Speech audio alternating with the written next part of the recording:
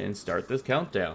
So, what can you tell me about Ruins of Ceres? When you're a Protoss player, what kind of mindset do you have going into this map? It is a rather larger map, and I'm a bit of an aggressive two-base player, to put it nicely, in PvZ. Mm-hmm. But one thing I've noticed is that I still can get Ling Rushed, because a lot of times I don't expect it. I'm like, oh, large, four-player map, I'll take a quick Nexus, and that can be a problem sometimes. It is still possible to do an early pool. I have actually been dropped on this map, as if the positions are the way they are now. Excuse me, I apparently can't talk. It is easier for the Zerg to just kind of drop to that base. It is something I have seen before. And it's also pretty easy to do a macro game too. So there's actually a lot of potential still on this map. Definitely. So, spotting in our bottom right-hand corner of Ruins of Ceres, it is the blue Protoss player taking that game pretty easily. From mouse control, it is Marsman. All right, and in the bottom right, we have got our green Zerg, Pouchou, who is looking to take this game now, to take it and make the series 1-1. So we do see a faster hatchery there for Pouchou. Looks like he might do more of a macro opening this time. Yeah, so definitely going for that third hatch right there, even before getting the pool. So, definitely gonna go full on macro at this point. So, yeah, looks like we do have a 3 hatch before pool now. And our Protoss doing a standard gateway expand.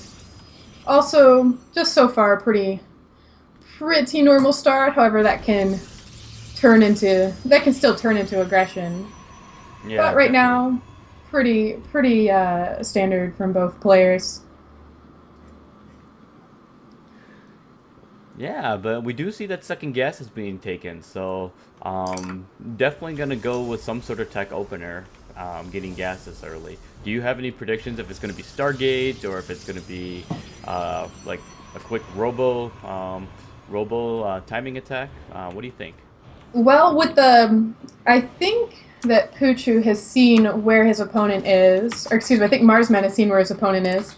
So he knows that if he wanted to do an Oracle, he would get there very quickly.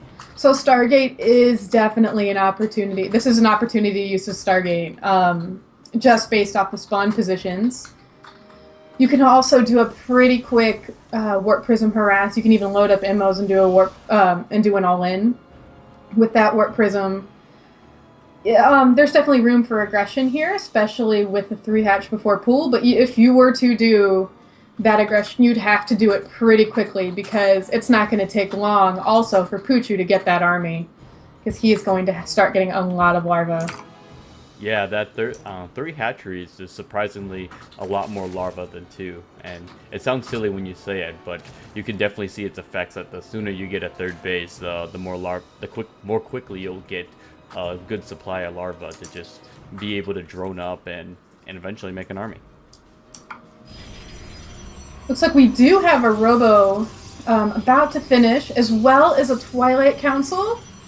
So the Twilight Council, again, could be used for another Blink Disruptor kind of army, or it could be used for an Adept upgrade, for an MO Adept. Both are possible. I have to see what that Robo is used for. Yeah, so we're going to see this Adept is going to get a couple of drone kills here. 3, actually, to be exact. And we do see the Shadow is going to go to the main base, so trying to sneak in and get a couple more kills, or at least some scouting for the time being. And he's going to go ahead and scout that both gases are being mined from right now at the second base. So I think you can see that something is up. Still getting another drone, but not going to be able to teleport out this time. The Adept did get some nice harassing.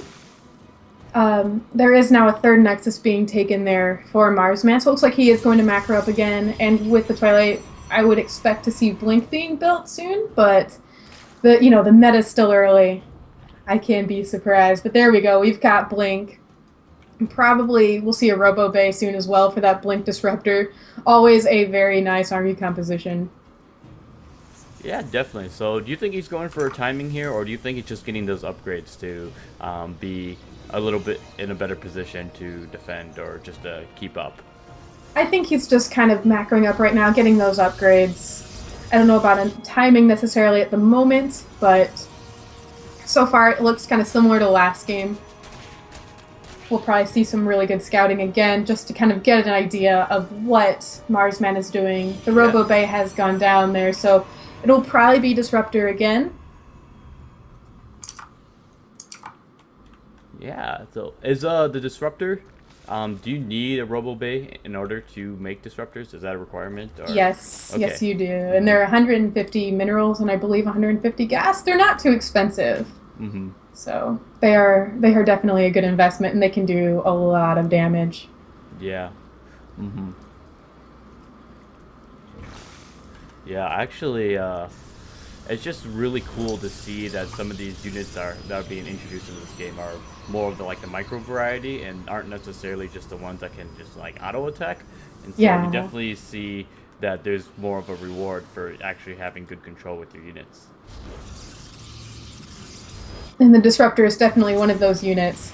It took me a while to practice with that, and it takes practice. Oh, I bet. So you had to go use 2 hotkeys rather than 1? I know, I can't 1A this.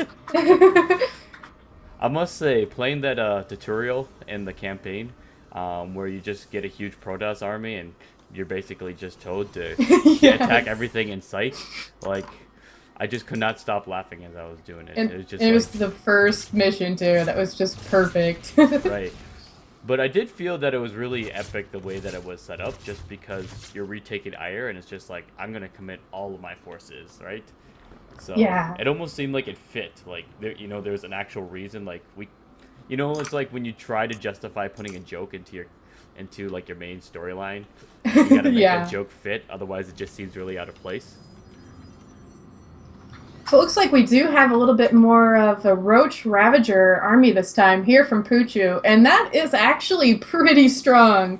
Ravagers can do their bile attack and can cause a lot of problems for Protoss. Yeah, those we're gonna see Disruptors are gonna get a huge shot off, a good amount of Roaches going down, and Ravagers too. So now it's just down to 1 Ravager. So those Disruptor shots were really good there from Marsman.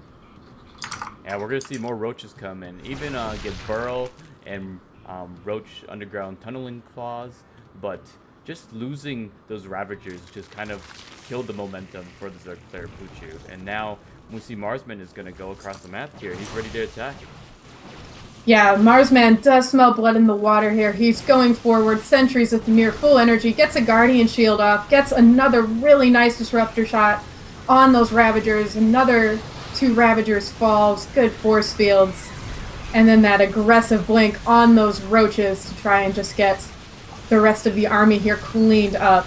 Yeah, well, I mean, we're going to see the Zerg player is eventually going to be able to catch these Disruptors, so we do see that 1 Disruptor goes down, 2 of them, and even a 3rd one, so this is good to reset the Disruptor count. Yeah, that was actually very well done there from Pouchou. Pouchou held that attack and actually killed off many of the Disruptors in that army. I actually believe all of them. Yeah, all 3 of them went down, so... Which is very good, so he held that. Yeah, and he lost his sentries too, so now these Lings are going to be able to... if the Stalkers aren't agile enough, they're going to get caught, even with Blink. Yeah, so this did actually force Marsman home from now, and I think that he does see, with his Warp Prism, that Pouchou is coming back across the map. So now Marsman is being forced to defend, looks like probably at his 3rd or his 4th. Actually, both from the looks of it. There seems to be a little bit of a multi-prong here as the Lings run forward to that 4th. Yeah, and all they need to do is deny that base here. So the Roaches, they're going to try to get whatever damage they can done, but the main goal here is to stop that 4th base from going down. And we do see that it actually gets taken out without a cancel, so this is very successful. Yeah, this has put Marsman a little bit behind in the macro, but his army is still looking pretty scary and does manage to take out a lot of the rest of the attacking units. However, the Roaches have buried. They're coming back around. Is there an Obs with that army by chance? Not there. Yeah, I think the Observer is in a spotting for more units coming. But we do have War Prism Morass here, so a couple Zealots going down, trying to take down that 4th base, but the army's going to come clean that up. So, but getting awfully close, so Pouchou's going to have to watch his 4th base again for any more harassment. We've got more Ravagers being formed here, more Links coming out, but we also do have more Blink Stalkers being warped in, and I believe the Adepts also have the Adept attack upgrade, which is very good. Oh, wow. 3 Ravagers get taken out with that, and even more loss is going to be taken out. So we see the Protoss army is going to start microing back because they do have Blink and the Adept Shades here, but this Zerg player just hasn't been able to micro his units away from those Disruptor shots. Yeah, the Disruptor shots from Marsman are really incredible tonight. He is doing a lot of damage with those. And another Disruptor returns, goes to take out some more units. Only gets 1 Roach this time, though. Yeah, but I think the damage is already done. Pouchou had like an opportunity to seize this game, but those Disruptor shots were they're just a little too much, and now this ball is really rolling. The snowball is going down the hill, gaining a lot of snow, which are Stalkers, and that's just going to be GG. Marsman takes it. GG, well played, Marsman. I was really impressed with those Disruptor shots. I wish I could do Disruptor shots that well.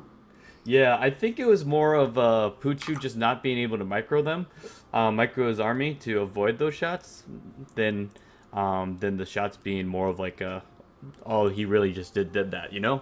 Yeah. That's what it kind of seemed like to me, but maybe Pouchou was just trying to get that engagement and just maybe had some like miscontrol somewhere along the line, or yeah, that could be it. But GG, Marsman takes the series, the first series 2-0 in this instance, and he's going to advance to the 2nd round.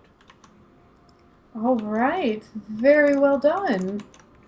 Yeah, so we're going to see that we're going to go ahead and move to our bracket here really quick. So once I figure out how OBS can change scenes here quick to my bracket scene, we're going to see that we have a couple of matches that are finished up. So looks like Villain took a 2-0 over Quickscope. Tesla took a 2-0 against Rise SC2. And then the Cell actually is up 1-0 against Dipwood. Actually, it's probably a 2-0 and just got reported as a 1. So, and then Marsman obviously taking that win. So Marsman will go ahead and play Raze again in the next round. All right, very nice. So do we have any players ready now, or? I am looking right now. So we're in the RSL SC2 chat channel. So just gonna see a couple of these players, and oh, I just realized the Cell is Celium. Oh, okay. From Z's Gaming. So great to see him here as well. And